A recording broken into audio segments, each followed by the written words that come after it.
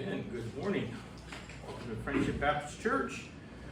Please take your Bible and turn with me to the book of Ephesians. 성경을 가지고 에베소서로 펴주시기 바랍니다. And our text this morning is going to be verses 5 through 9. 오늘 본문은 5절부터 9절까지입니다. So Ephesians chapter 6, verses 5 through 9. We're going to read these verses, and then after we've read them, we'll go to the Lord in prayer. 9절들을 읽고 주님께 기도드리도록 하겠습니다.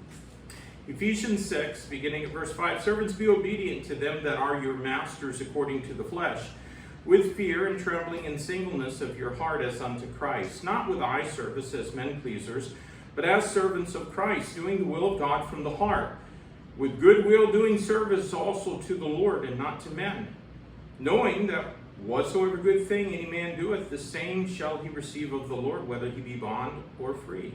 And ye masters, do the same things unto them, forbearing, threatening, knowing that your master also is in heaven, neither is there respect of persons with him. Let's go to the Lord in prayer now.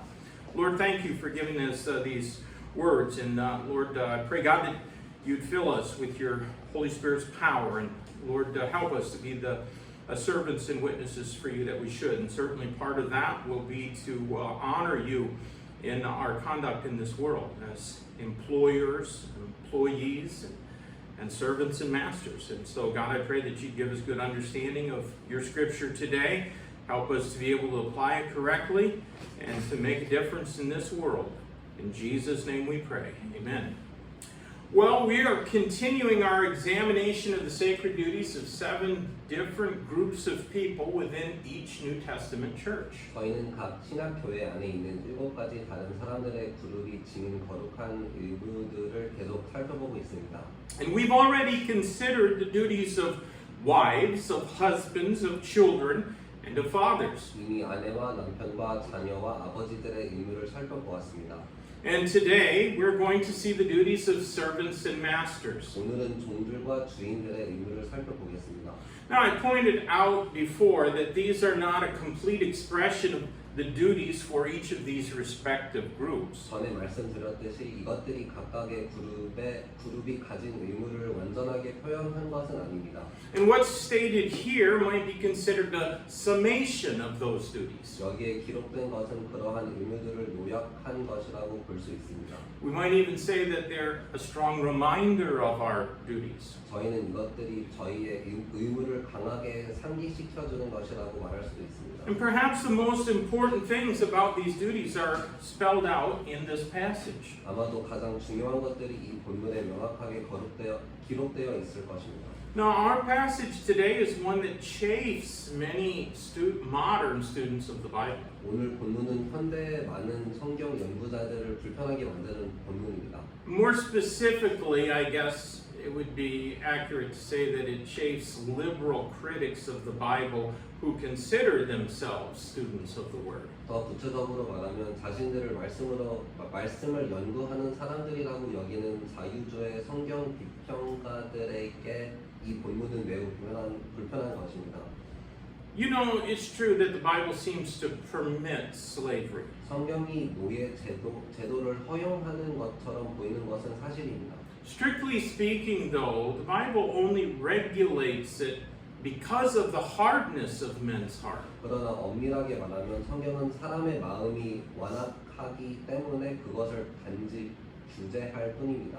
For example, God certainly hates covetousness, but man's heart never stops wanting what others have. 하나님께서는 분명히 탐심을 정죄하시지만 사람의 마음은 다른 사람이 가진 것을 끊임없이 원합니다.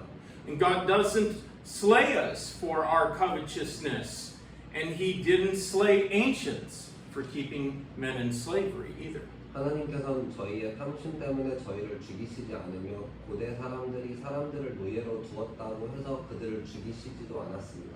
Slavery has always been a genuine evil. 노예 제도는 언제나 참으로 악한 것이었습니다. Though God permitted slavery among His elect people, He demanded that all slaves should be freed upon the year of Jubilee. 하나님께서는 자신의 택하신 백성 가운데 노예 제도를 허용하셨지만 행년이 되면 모든 노예를 자유롭게 하라고 요구하셨습니다. And slaves who were Jewish could only be kept till the next Sabbath year. So every seventh year, Jewish slaves were free. 유대인 노예들은 다음 안식년 즉 매 7번째 해까지만 종으로 둘 수 있었습니다. And if a master were to punish a slave severe enough to leave even a small scar, that slave would be allowed to go free with compensation. 만일 주인이 종을 심하게 벌하여 작은 흉터라도 남게 했다면 그 종은 보상을 받고 자유롭게 될 수 있었습니다. Any slavery beyond that was not sanctioned by God. 그 이상의 어떤 노예 제도도 하나님께서 인정하신 것이 아니었습니다. Now, though we do not have slave markets in our nations, there are employers and employees. 저희 나라들에는 노예 시장이 없지만 직원과 고용주는 있습니다. The principles we find in our text passages apply to whatever job you may have or to whatever employees you may oversee. 본문에서 발견하는 원칙들은 여러분이 어떤 직업을 가지고 있든지 또한 어떤 직원들을 감독하고 있든지 간에 적용됩니다. But I want you to see something. I want you to see how that the one in a subservient position is addressed first in these passages. 이 본문들에서 어떻게 종속적인 위치에 있는 사람이 먼저 다루어지고 있는지를 보시기 바랍니다. The wife was instructed before her husband. 아내가 남편보다 먼저 교훈을 받았습니다. The children were addressed before their fathers. 자녀들이 아버지들보다 먼저 다루어졌습니다. And now the servants are going to be addressed before their masters. 이제 종들이 주인들보다 먼저 다루어집니다. The concluding instruction is going to be for everyone in the church. 마지막 교훈은 교회 안에 모든 사람을 위한 것이 될 것입니다. And the commonality of all of these verses, from chapter 5 all the way through almost the end of chapter 6, is the command that we be submissive. 이 구절들의 공통점은 저희가 복종해야 한다는 명령입니다. And the servants being addressed in this passage were all members of the church at Ephesus. 여기서 말씀을 받고 있는 종들은 에베소 교회의 교인들이었습니다. And so were the masters. 주인들도 마찬가지로 교인들이었습니다. God would be casting his pearls before swine to give this instruction to unbelievers. 하나님께서 믿지 않는 사람들에게 이런 교훈을 주신다면 그것은 돼지 앞에 진주를 던지는 것과 같을 것입니다. Unbelievers wouldn't and couldn't properly keep these duties. 그들은 이러한 의무들을 제대로 지키지도 않을 것이며 지킬 수도 없습니다. That is because they are to be done as unto the Lord. 그 이유는 이러한 의무들이 주께 하듯이 행해지는 것이기 때문입니다. Now, there are certain Protestant Christians that suppose that if these things were legislated, made laws, then the world would become Christian. 어떤 개신교인들은 이러한 것들이 법으로 제정된다면 세상이 기독교인이 될 것이라고 생각합니다. Boy, that's a fantasy. 그것은 환상입니다. God's word shows us repeatedly that things will get worse and worse till Christ returns literally and physically to establish his millennial kingdom. 하나님의 말씀은 그리스도께서 실제로 육체를 입고 다시 오셔서 자신의 천년 왕국을 세우실 때까지 세상은 점점 더 악해질 것이라고 반복해서 보여줍니다. It is only then in the millennial kingdom that the instructions of Scripture will become legislated and strictly compulsory. 그때가 되어서야 성경의 교훈들이 법으로 제정되고 엄격하게 의무화될 것입니다. Till then, we are all called upon to voluntarily submit to all that the Word of God requires of us. 그때까지 저희는 하나님의 말씀이 저희에게 요구하는 모든 것에 자발적으로 복종합니다. And so we submit even to insufferable bosses. 견디기 힘든 고용주에게도 복종합니다. But praise God, we are not slaves. 하나님을 찬양합시다. 저희는 노예가 아닙니다. And we can always quit and find employment elsewhere if our bosses become too difficult and demanding. 저희의 고용주가 너무 어렵고 지나치게 요구한다면 저희는 언제든지 그만두고 다른 곳에서 일자리를 찾을 수 있습니다. Now, the little epistle of Philemon deals almost entirely with just this subject. 빌레몬이라는 짧은 서신은 바로 이 주제를 다룹니다. It was written to a wealthy Christian man at Colossae who owned slaves. 그 서신은 노예들을 소유하고 있던 골로새의 한 부유한 그리스도인에게 기록되었습니다. And one of his slaves had run away and apparently had also stolen some valuables too. 그의 종들 가운데 한 명이 도망쳤고 분명히 몇 가지 귀중품도 훔친 것 같습니다. But the Apostle Paul met that slave, whose name was Onesimus, in Rome. 그러나 사도 바울은 로마에서 그 종 오네시모를 만났습니다. And converted to Christ, Paul sent him back to his master, no doubt having been instructed in these duties. 그가 그리스도께로 회심하자 바울은 그를 그의 주인에게 돌려보냈으며 틀림없이 이러한 의무들에 대해서도 가르쳤을 것입니다. So, with all that in mind, let's consider what Ephesians shows us about the duties of both servants and masters. 이 점을 염두에 두고 에베소서가 저희에게 보여주는 종들과 주인들의 의무가 무엇인지 살펴보도록 하겠습니다. A spirit-filled believer who works a job in this world should show, according to verse number 5, conscientiousness. 직장에서 일하는 성령 충만한 신자는 5절에 따라 성실함을 나타내야 합니다.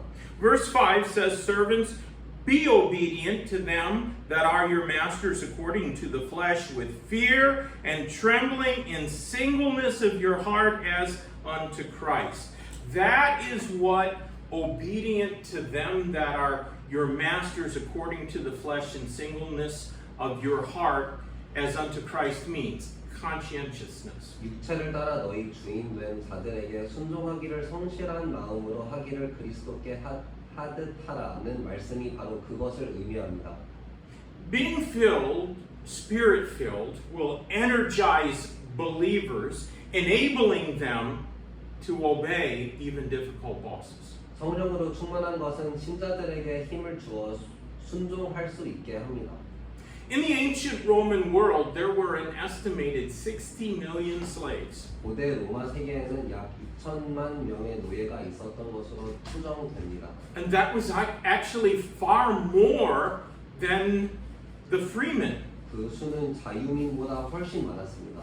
And most of them were unhappy about their situation. 대부분 자신들의 처지에 불만을 가지고 있었습니다. Some of them were downright resentful. 어떤 사람들은 노골적으로 원망하기까지 했습니다. And I think we could empathize with their plight. 저는 저희가 그들의 처지를 충분히 이해할 수 있다고 생각합니다.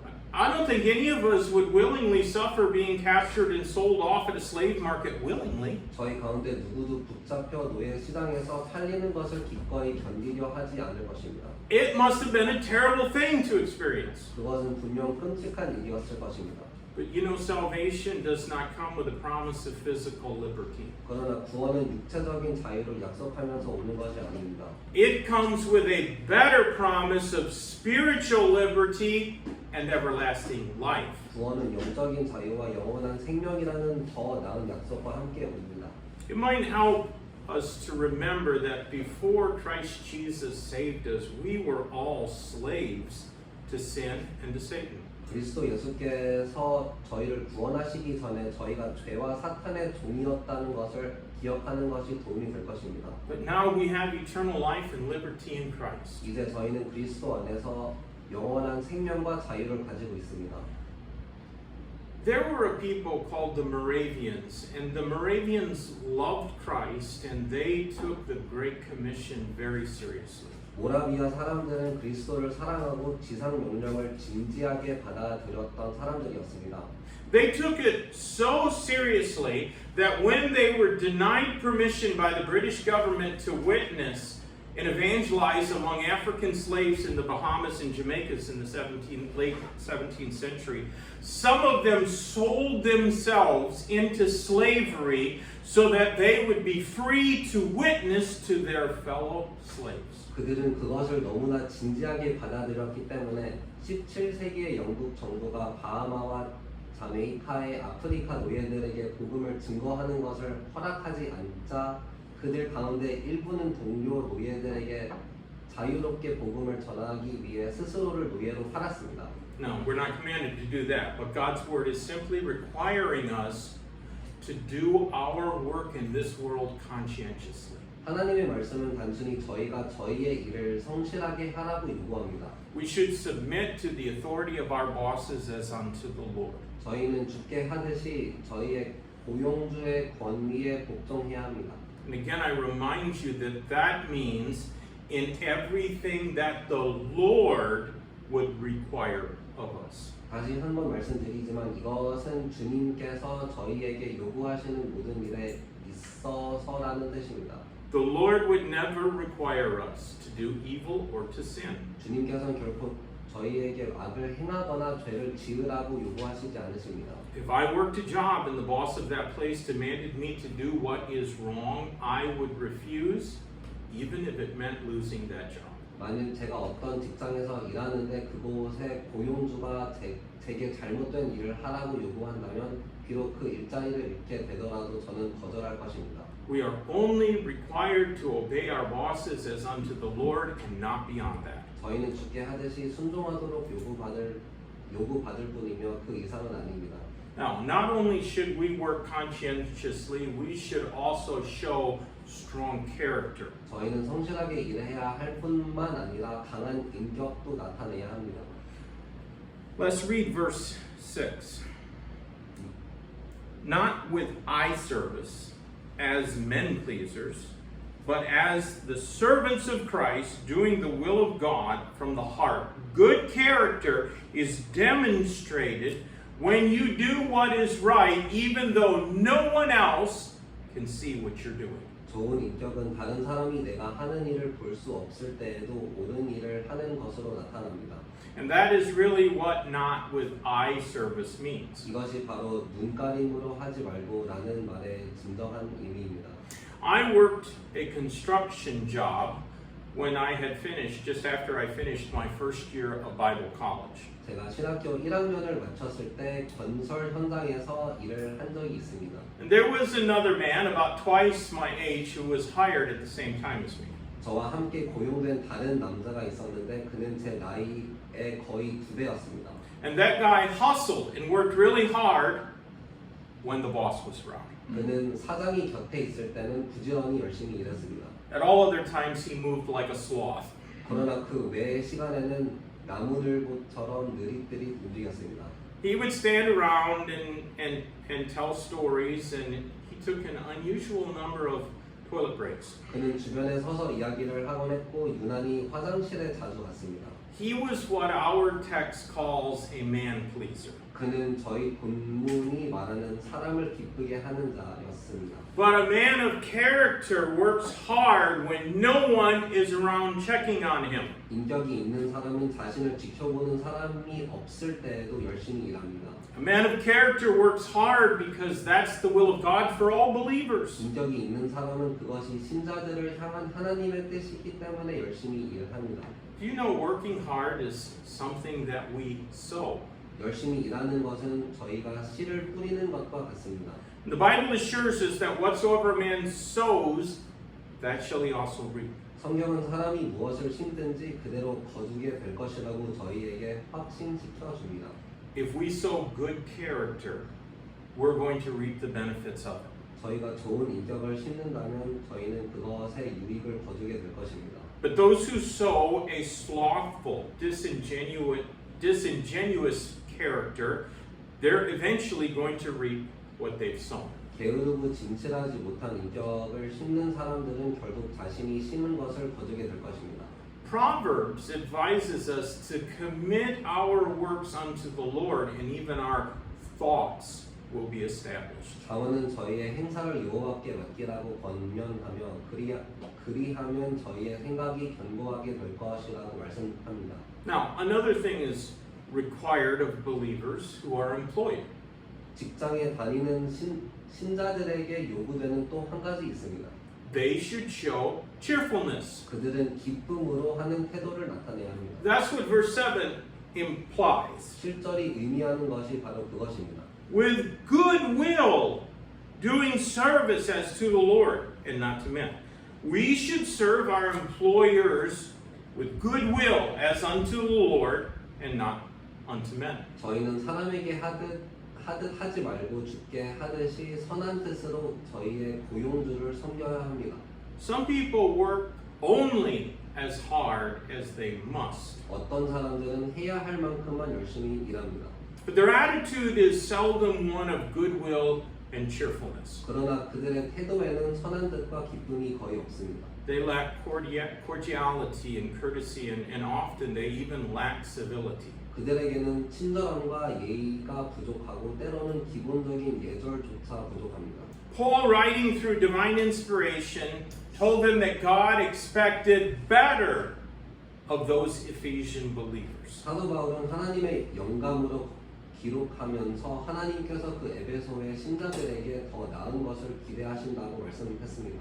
And God expects that when an employer hires a Baptist person today, they are getting a conscientious, cheerful man or woman of strong character. 하나님께서는 오늘날에도 고용주가 침례교인을 고용한다면 성실하고 기쁨으로 일하며 강한 인격을 가진 남자나 여자를 고용하는 것이라고 기대하십니다.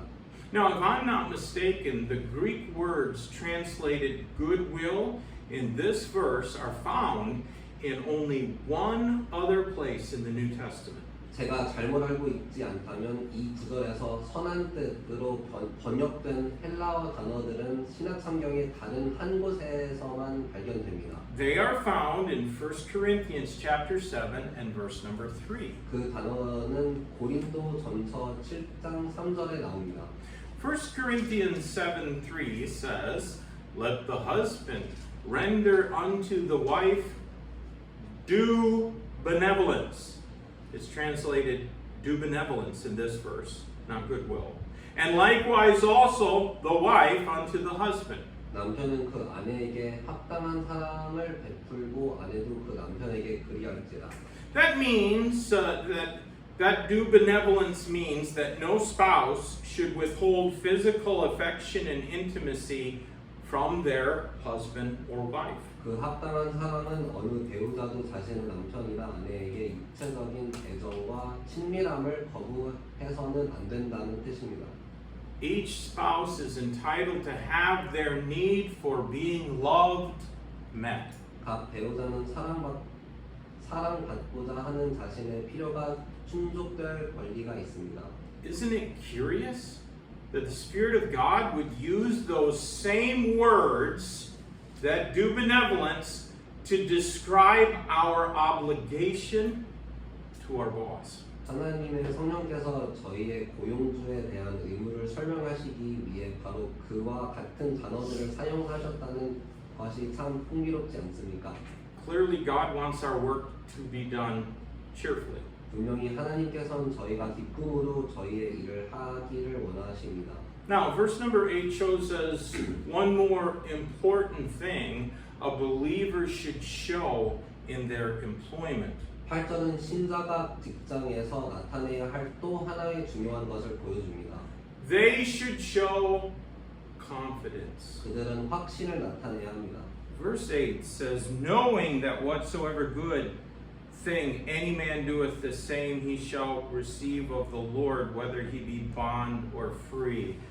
Do you notice the verse begins knowing? 8절은 알므로써라는 말로 시작합니다.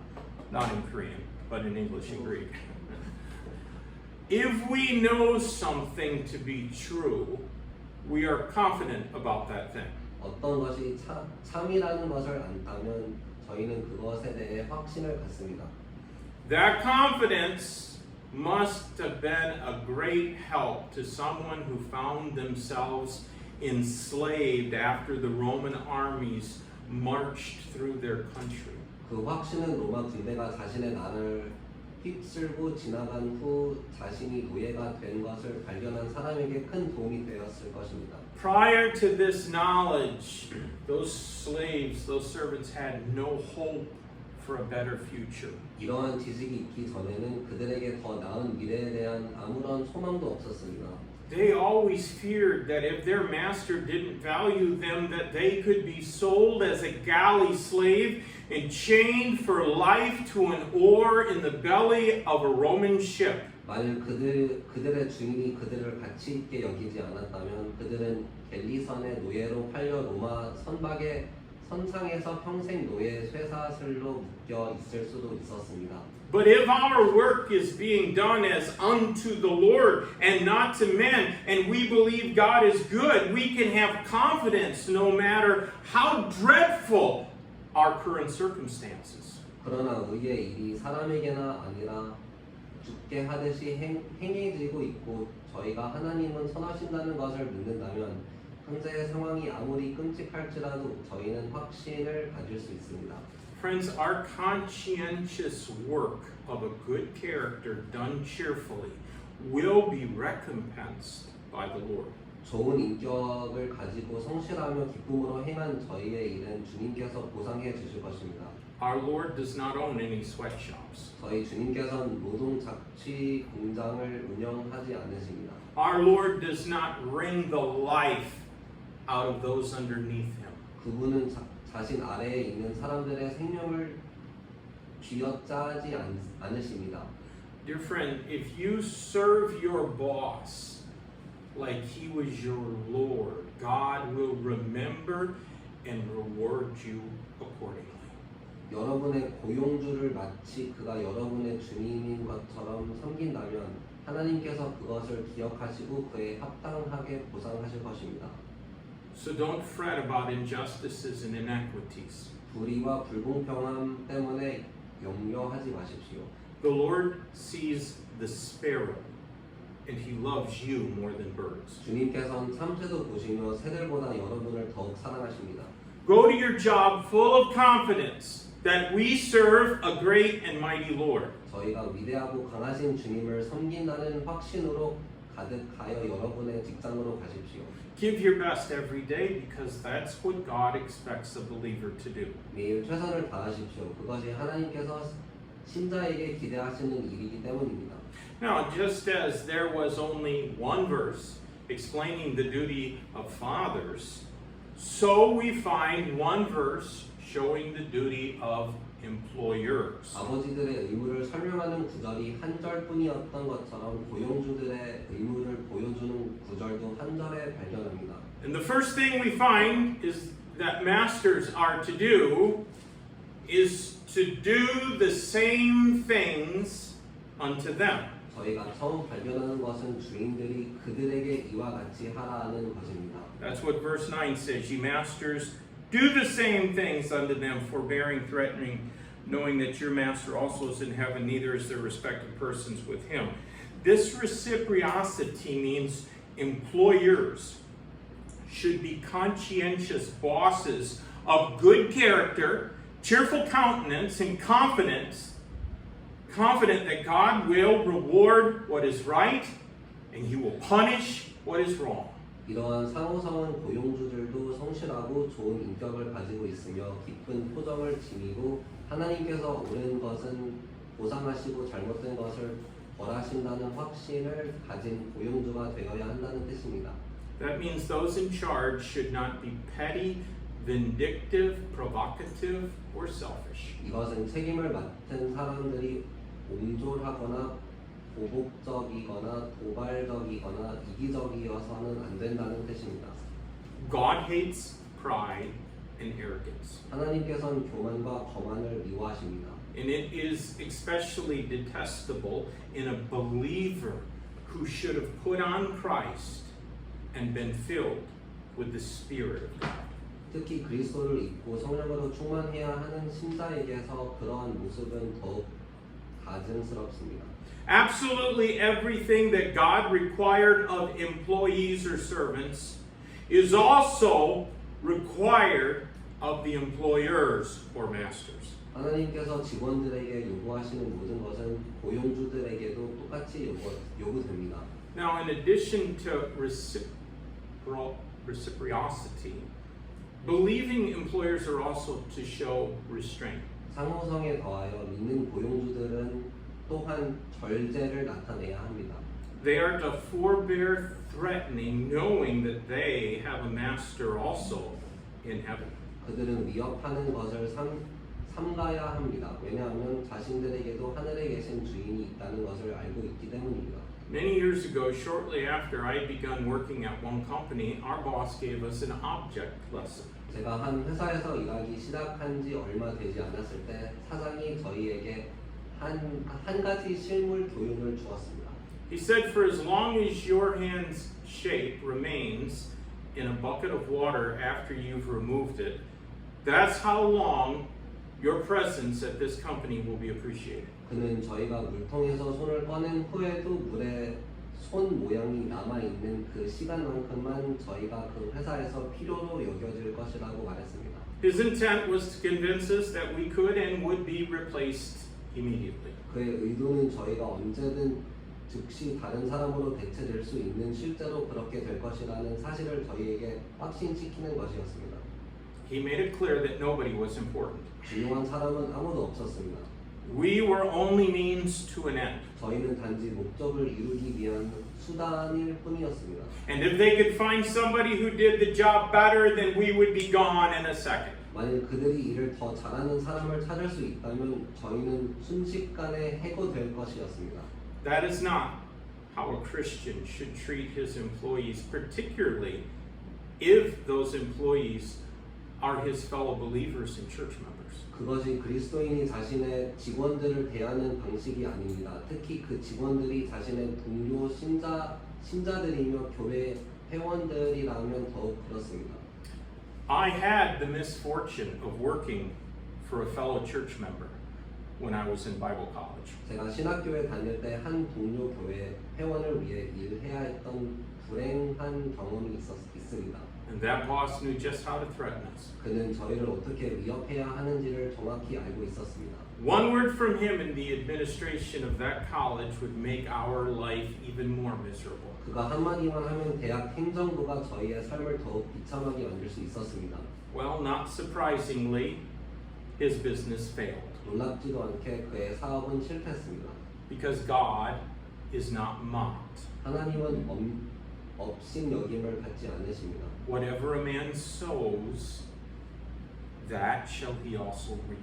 사람이 무엇을 심든지 그것을 또한 거두게 될 것입니다. Now our text closes with one final obligation of a believing employer. 우리 본문은 믿는 고용주에게 주어진 마지막 의무 하나로 마무리됩니다. Spirit-filled employers have a sacred responsibility. 성령으로 충만한 고용주들에게는 거룩한 책임이 있습니다. They must remember that God is no respecter of persons. 그들은 하나님께서 사람을 외모로 취하지 않으신다는 것을 기억해야 합니다.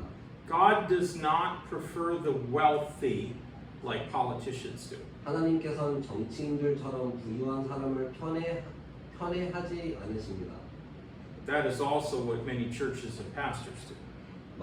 많은 육신적인 교회들과 목회자들도 그렇게 합니다.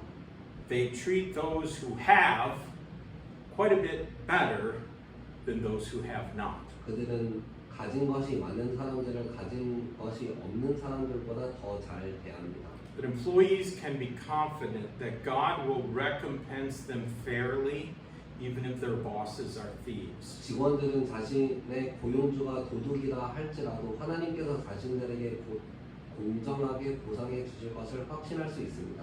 Even so, employers should also know that God sees how they treat their employees. 그와 마찬가지로 고용주들도 자신들이 직원들을 어떻게 대하는지를 하나님께서 보고 계신다는 것을 알아야 합니다. You know, Paul reminded Philemon, that wealthy Christian man in Colossae, that even though Onesimus had done him wrong, Philemon owed Paul plenty. 바울은 빌레몬에게 오네시모가 그에게 잘못을 행했지만 빌레몬이 바울에게 많은 빚을 지고 있다는 사실을 상기시켰습니다.